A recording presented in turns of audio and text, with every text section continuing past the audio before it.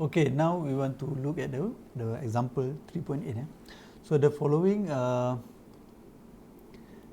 test data were taken on a 7.5 horsepower 4-pole 208 volt 60 Hz design A. Okay, design A is normal A, normal design where the X1 and X2 is equal.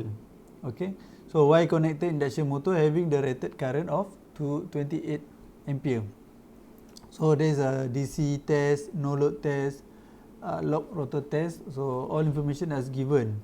Okay, and the question is sketch the per phase equivalent circuit of this motor, and then the second one is find the slip at the pull out torque and find the value of pull out torque itself. Okay, we look at the A first. Okay, so before we draw or sketch the per phase, so of course we want to find the value of the components. Okay, the R1, the R2, X1, X2. So every details we want to find first before we draw this or sketch the equivalent circuit. Okay, so for A, from the DC test, okay, from the DC test, what we can find from the DC test is the value of R1. Okay, so R1 is VDC divided by 2I DC. Okay, this one is equal to 13.6 divided by 228.0. okay, and this one is equivalent to 0.243 ohm. Okay, so this is the value of R1. So from the DC test, only that we can get. Okay, so then from the no load test, okay, no load test. Okay, from the no load test we can find the value of X1 and X1 plus XM. Okay, and also the rotational power. Okay, firstly, since they have a three value current, so we need to find the value of I line first.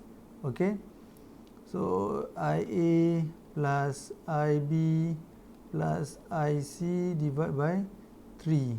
So this is equivalent to 8.12 plus 8.20 plus 8.18 divided by 3, and this is equal to 8.17 ampere. Okay, same goes to the voltage. Okay, so the V over here is the line voltage, so we need to find the phase voltage. So phase voltage is equal to V line divided by order of 3. Okay, this is going to 8 divided by power 3, and we will get 120 volt. Okay, so therefore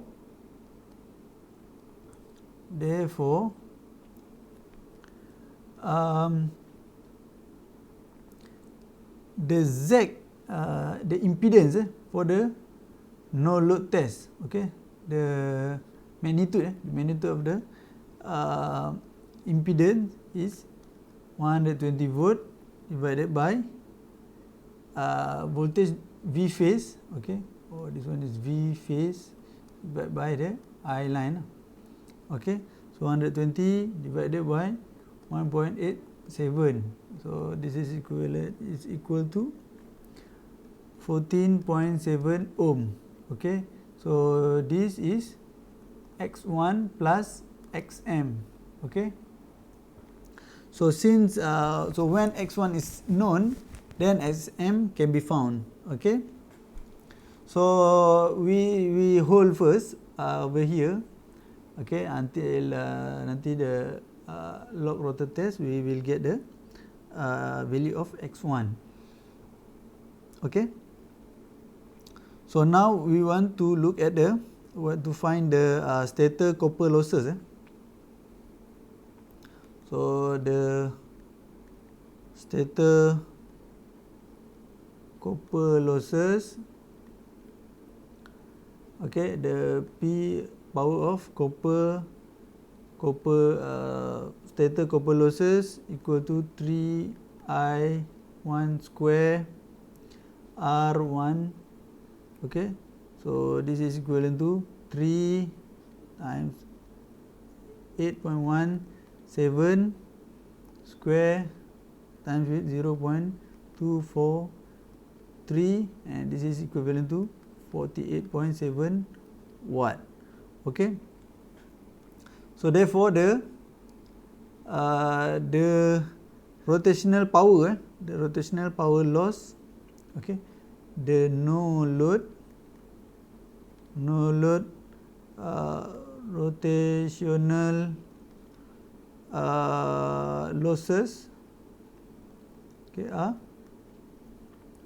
so as we know that P in, so if you know that P in equal to P SCL plus P rotational. Okay, so P rotational is equivalent to P in minus P SCL. Okay, so P in over here is 420, 420 divided by minus with 48.7. okay, this is equivalent to 371.3 watt. Okay, okay, now we want to look at the other test, another test, okay, which is the log rotor test. Okay, so from the log Roto test. Okay, so firstly we want to find the IL. So IL is equivalent to IA plus IB plus IC divided by 3, and this one is equivalent to 28.1 plus 28.0 plus 27.6 divided by 3, and this is equal to 27.9 ampere. Okay, and then we can find the impedance, okay, the magnitude of log rotor. So the impedance of log rotor test, so actually the V phase divided by I line, okay, with the I line, okay, with the I line. Okay, so I line, so we convert V phase to the V line, T divided by T I line, so we can get 25 minus divided by square root of 3 power root of 3 times 27.9, and this is equal to 0.517 ohm. Okay, so as we know that the ZLR, okay, the ZLR is equivalent to RLR plus JXLR prime. Okay, so before we measure each of them, so we need to measure the power factor. Okay, so the angle of the impedance, which is the theta, is equivalent to cos -1 power in divided by 3 times with V line I line. Okay, so here you can rewrite again cos 1, so power is 920, okay, root of 3, V line is 25, okay, I line is 27.9. okay, so this we get this is equivalent to 40.4 degree. Okay, so that therefore the RLR, okay, is equivalent to ZLR cos theta. Okay, so which is the ZLR 0.517 cos 40.4 is equal to 0.394 ohm. Okay, this is R. Okay, R log roto. Okay, so where the LR is, okay, where this actually is equivalent to R1 plus R2. Okay, so since R1 is equal to 0.243 ohm, okay, and then R2 will be, so R2 will be RLR minus R1 is equal to 0.151 ohm. Okay, so now we get the value of R2 already. Okay, okay, then the reactants, okay, the reactants, okay, the reactants, okay, the reactants at 15 hertz is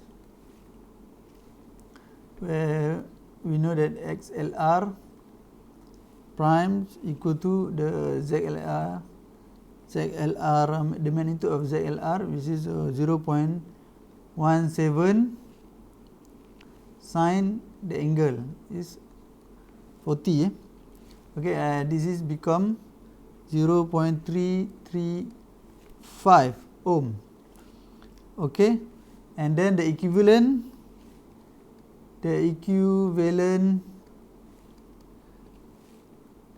reactance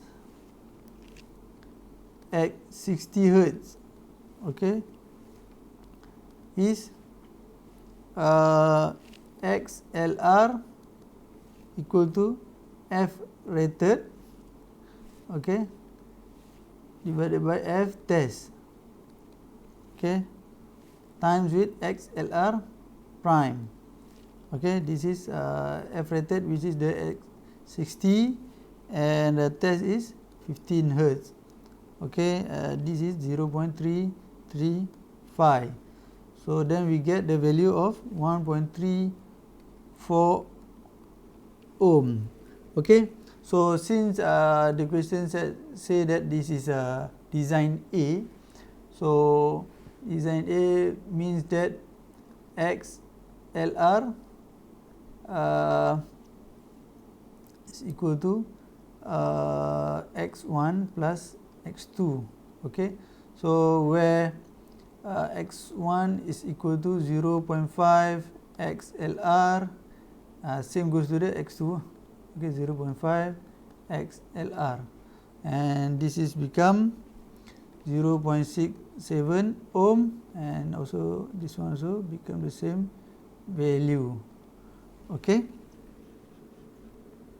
okay, since we get the value of x1, okay, so previously we measure the value of x1 plus xm, okay, which is 14.7. okay, so now we want to find the value of xm. Okay, so x1 plus xm equal to 14.7 ohm. Okay, so xm is equal to 14.7 minus 0.67. Okay, so now become 14.03 ohm. Okay, so now we get the value of xm. Once we already get everything, the components, we can write the we can draw or sketch the equivalent skirt. Okay, so we can say that the final per phase equivalent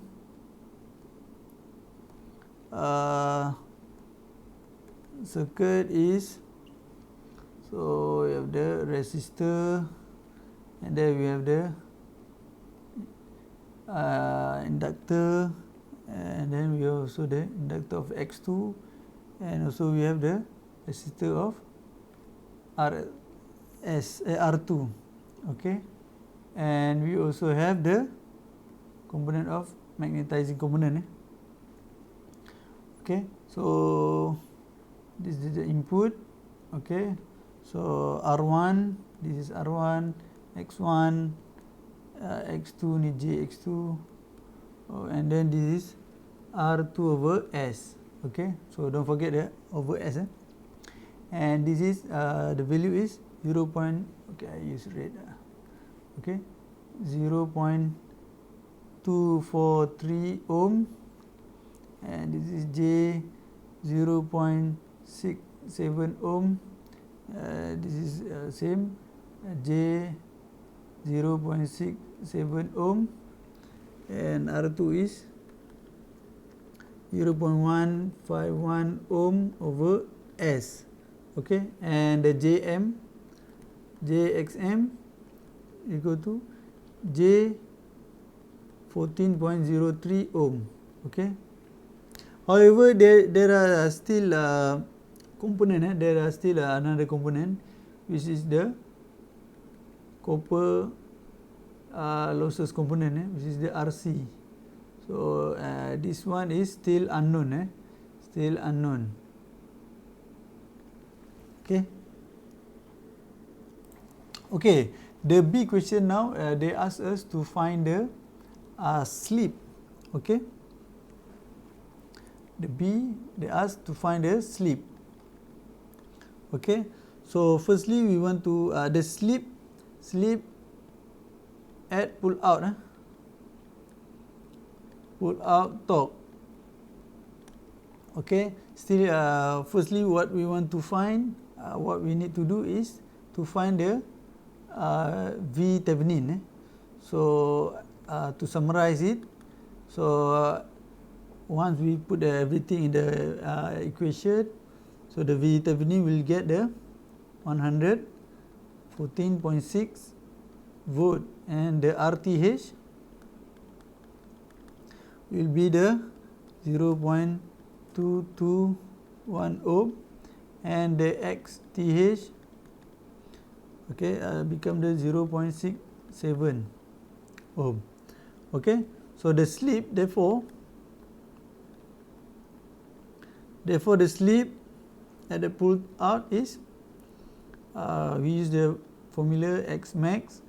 Okay, R2 divided by RTH square plus XTH plus X2 square. Don't forget the root.